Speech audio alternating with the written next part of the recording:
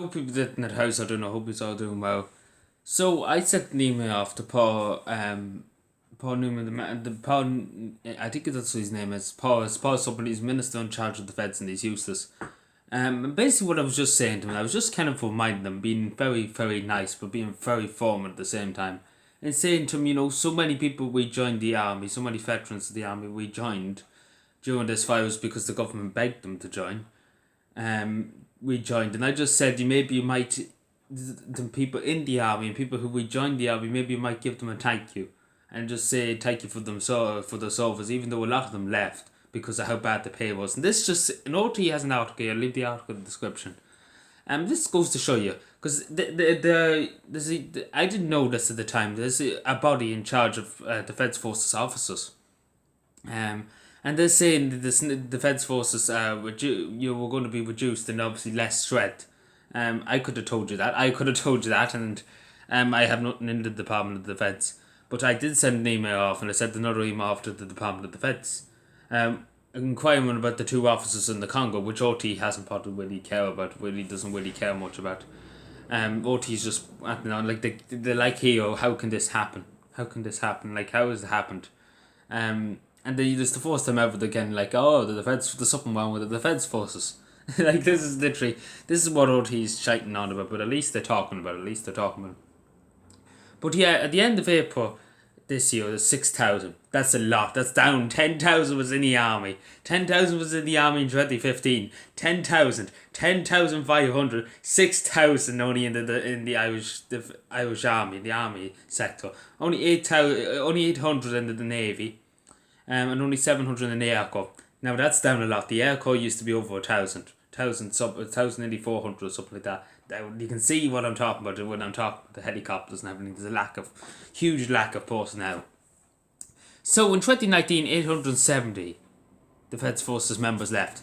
Think about that's just in 1 year, and this is not because of retirements. There's not many. There's that many older people. All the older people in the Defence Forces have retired. The majority of them have retired.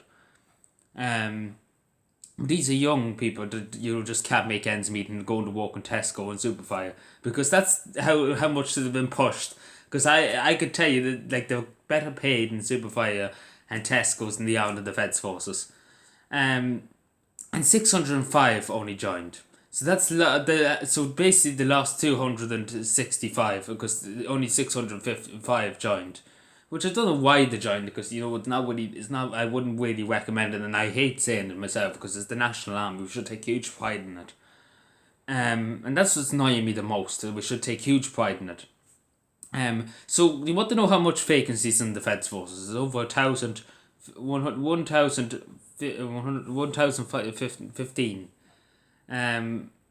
Up from 327. So huge. You can see like 10,000 in 2015. Now it's very, very bad. It's actually just like if you include the Army, Navy, and Air Corps, you could have just 7,000, maybe 500. That's still down a lot from 10,000. Let's be honest. That was active. These are people that were active all the time in the army.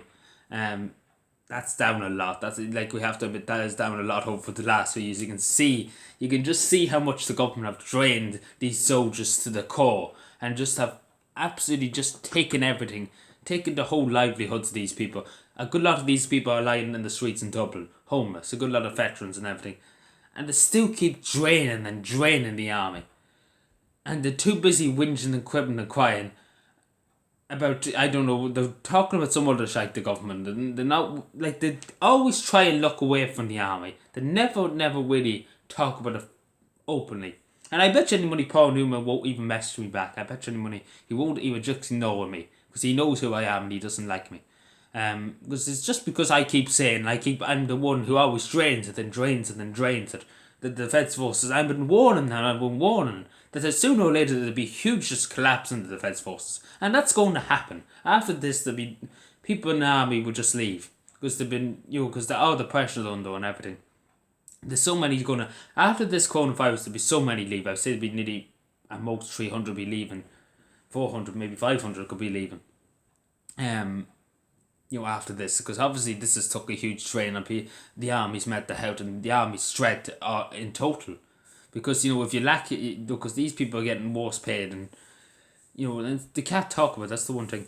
And just to say, when my father was growing up, many of his friends, and this is just a story, many of his friends joined the army. That was during the troubled 60s, 70s, 80s, so it was for, into the 90s.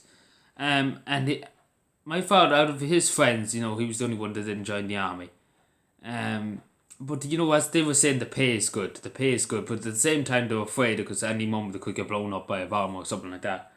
But the pay was very, very good. You could get 6 weeks' wages in 1 week. Like, it was extremely good. The pay was very, very good in the army. And the conditions were very, very good. And the army were 15, I think it was 15,000 was active in the 70s. Like, compared to now, we can't even keep it above 6,000. You can see the difference. And then it went down to 10,000. You can see how bad, I have huge respect for men, and I know so many veterans. I'm very honoured to know them. And it's just, you could just see it. I'm sure they would even say it themselves. They can see over the years, 15,000 in the 70s and 80s.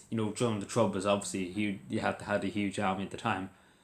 Down to 10,000. Now down to 6. Like, at the moment in time, the government just really wants to just bring it down to 1,000, or even just 2 members of the army. Like, literally, that's like, they have drained this. Like, I don't know how much more they can drain the army, because they literally just. I say morale. Like, it's not the leadership. Like, it's not the only soldiers' fault, and that's as simple as that. It's the people in the Department of Defense. Like, they're too busy. I don't know what to do in the Department of Defense, but I don't know where. I don't know who to have in charge, and who, because I don't know what monkey to put in charge, because this person in responsibility for power, whatever you call him, Nachman knows. He's from Kildare. He's TD for Kildare. I can't even say his second name. That's how much I don't really care much from.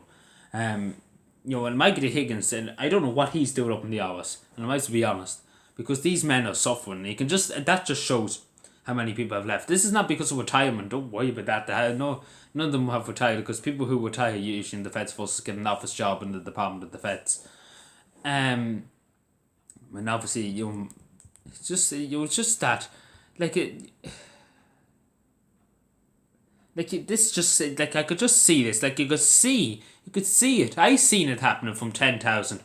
And you can see that drop. I watched it happen.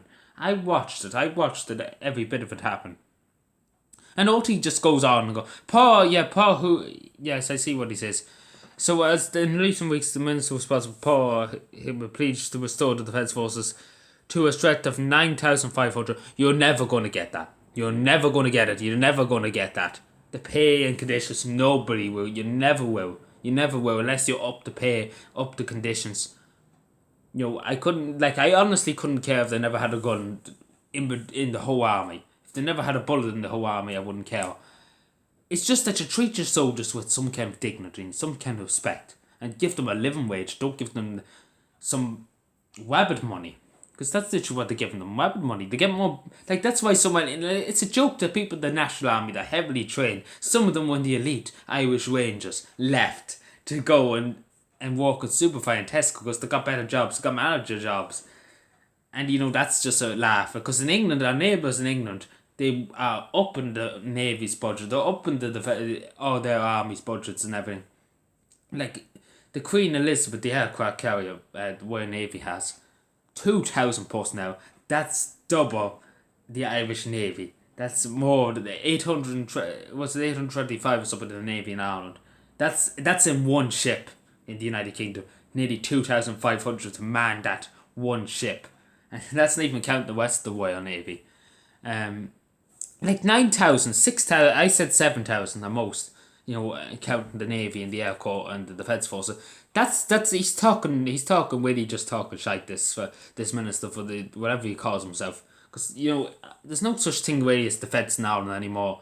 It's more or less just just cut the budget as much as you can, drain these men as much as you can, because what more can they do? What more can they do to drain these people? There, the facts are there, and you can just see. I can't tell you, and I can't stress enough how bad it's going to get in the next few years if we don't do something, because this is terrible. This is terrible. It's even going to get worse. Next year could be 5,000. Then the year after that, be 4,000. Then it keep going down. It's going to keep going down. It's not going to go up. Can they not understand that? Can they not see that? Because there's people begging people to listen. There's soldiers talking on the radio, begging. There's veterans begging people to listen. There's people lying on the street. There's veterans of the army. And they're begging people, and they're begging people not to join the army, and they're begging people to listen to them, but they won't listen. Because people think of the army that they should be able to put up with it, but they can't. This is something that, prisoners don't even get treated like this. Prisoners don't even get treated like this. At least, it's not on for the National Army, of Ireland, we treat them this badly. For all the work and all the effort, you don't get up one morning and say, I'm going to be a soldier. You have to train, you have to do hundreds upon hundreds of hours of training. Then you get up at 5:30 every morning and go for one. It's hard, it's not easy. Then going off to other countries to serve. That's not easy. 6 months away from your family, that's not easy. And it's taking a huge toll on these men.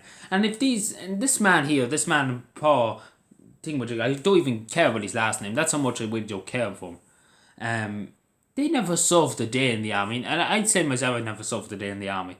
But I can see, by talking to these veterans, I could see that obviously they'd done huge work. They served their country with high honour. But these members of government, I don't know how he got this post in the feds. At least I would have a fair idea. I would go and speak to the veterans, and we'll go and speak to the soldiers and see what they need. I don't know what he must be just sitting in the office. That's his position. He must be just sitting in the office doing nothing.